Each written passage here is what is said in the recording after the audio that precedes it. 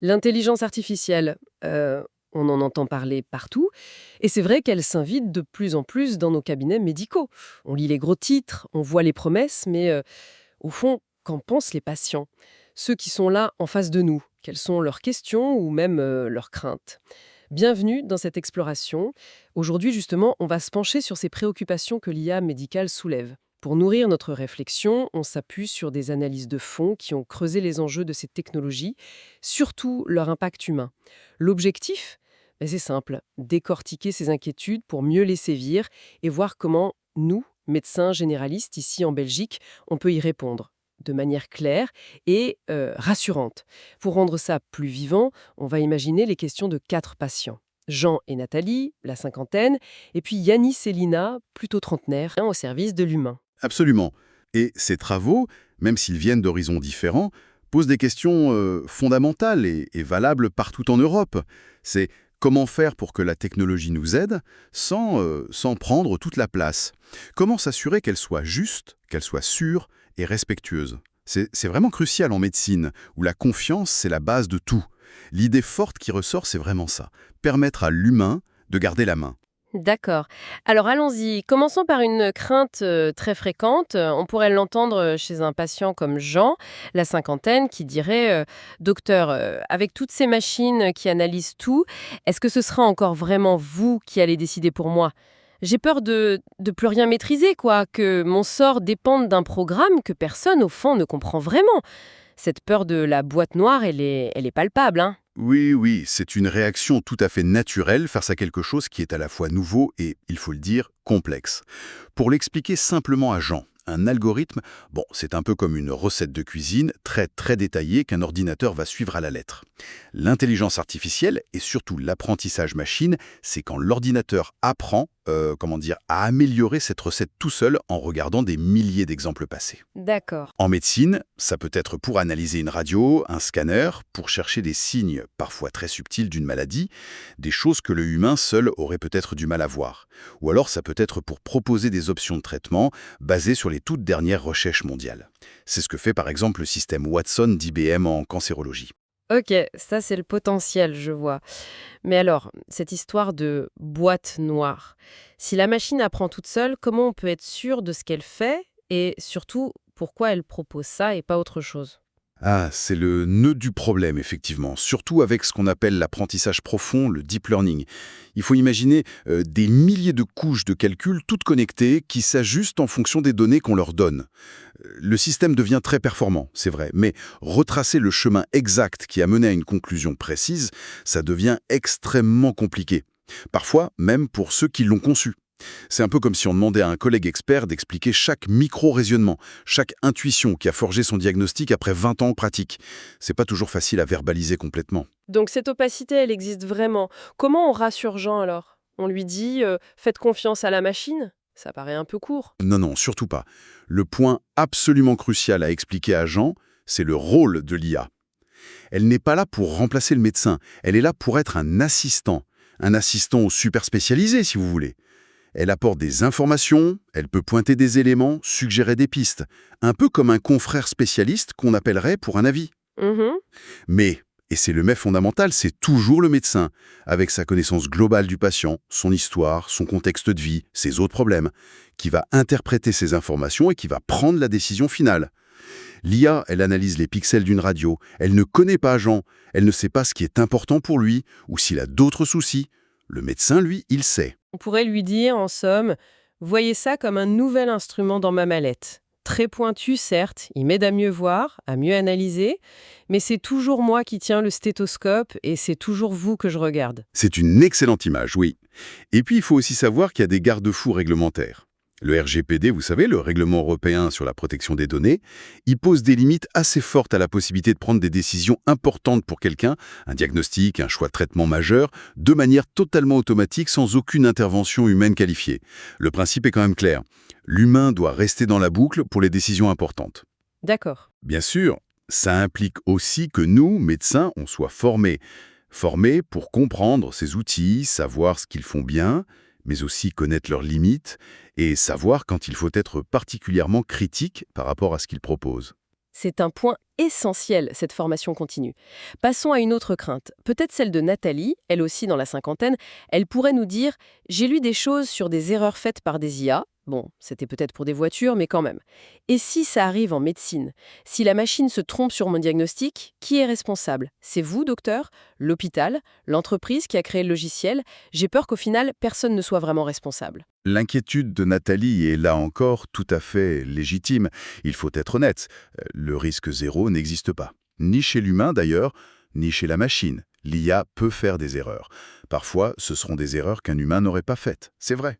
Mais inversement, elle peut aussi éviter certaines erreurs humaines, celles liées à la fatigue ou à un moment d'inattention.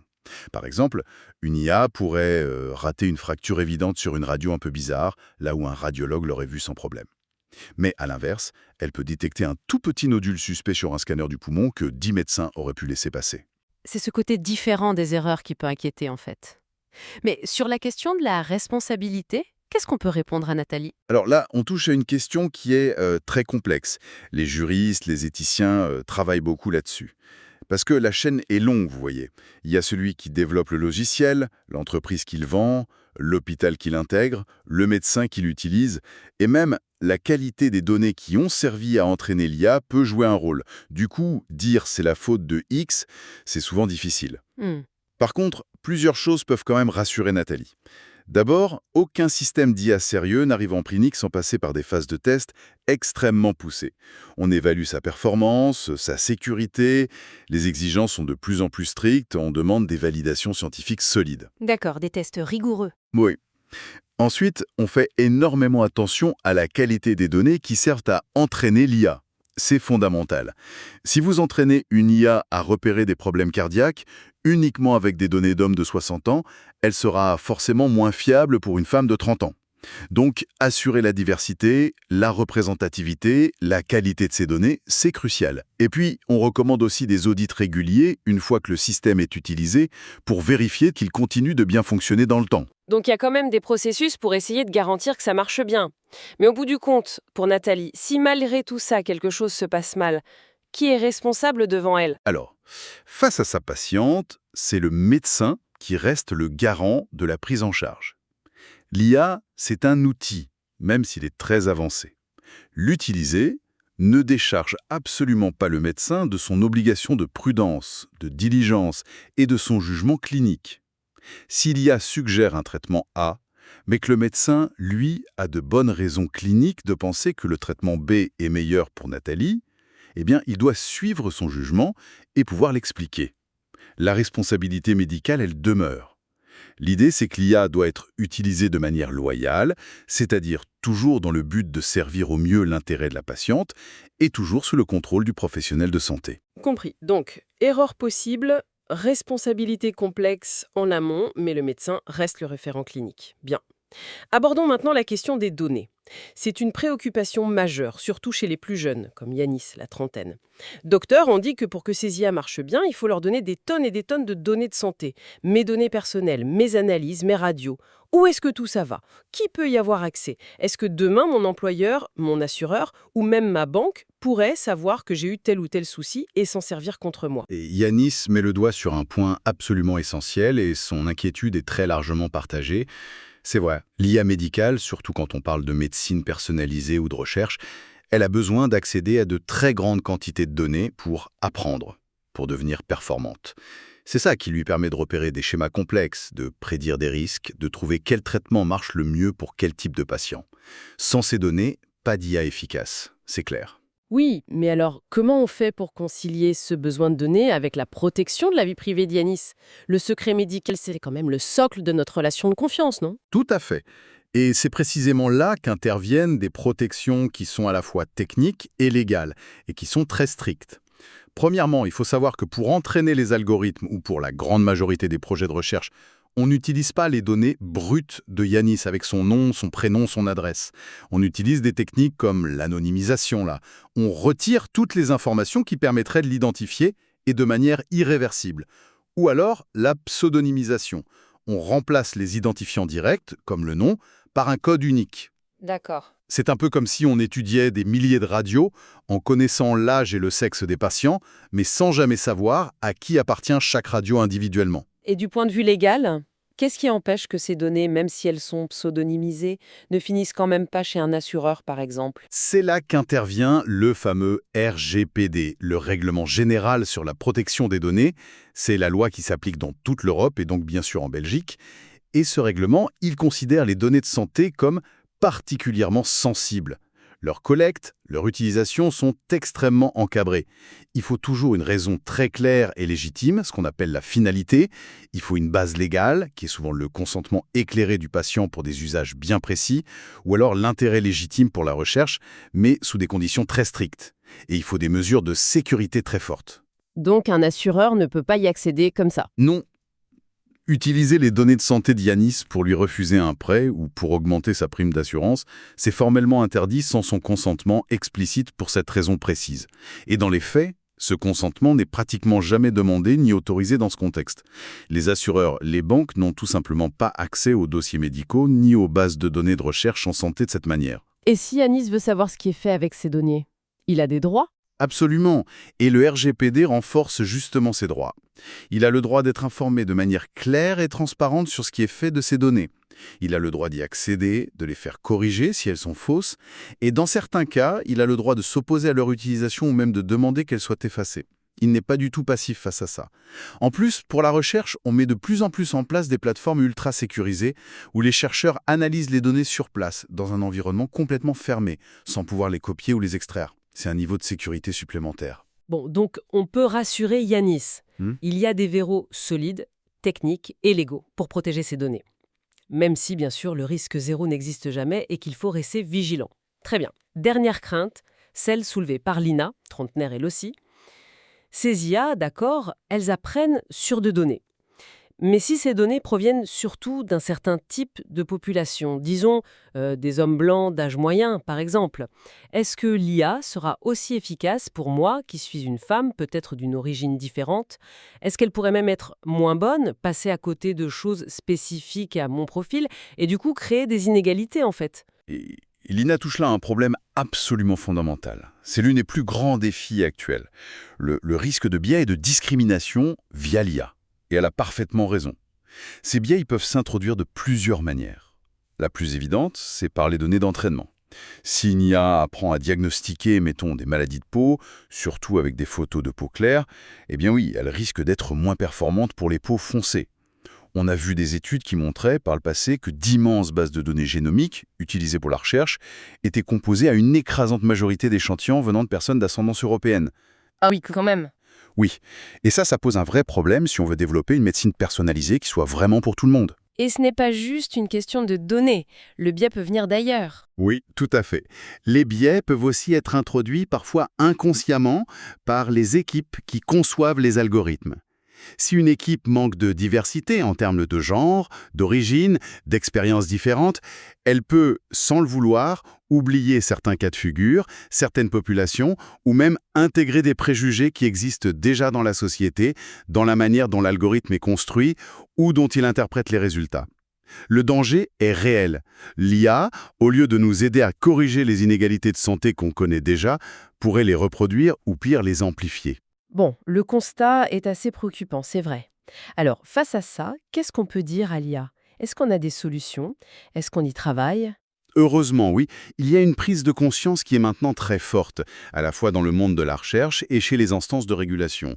Premièrement, on développe activement des méthodes techniques pour détecter ces biais, que ce soit dans les données ou dans les algorithmes eux-mêmes, et surtout pour essayer de les corriger autant que possible. C'est un domaine de recherche en pleine effervescence. Deuxièmement, on insiste de plus en plus sur l'importance d'avoir des équipes de développement qui soient plus diverses, plus pluridisciplinaires pour accorder justement des regards variés. Troisièmement, des audits spécifiques pour vérifier que l'IA est équitable et performante pour différents groupes de population.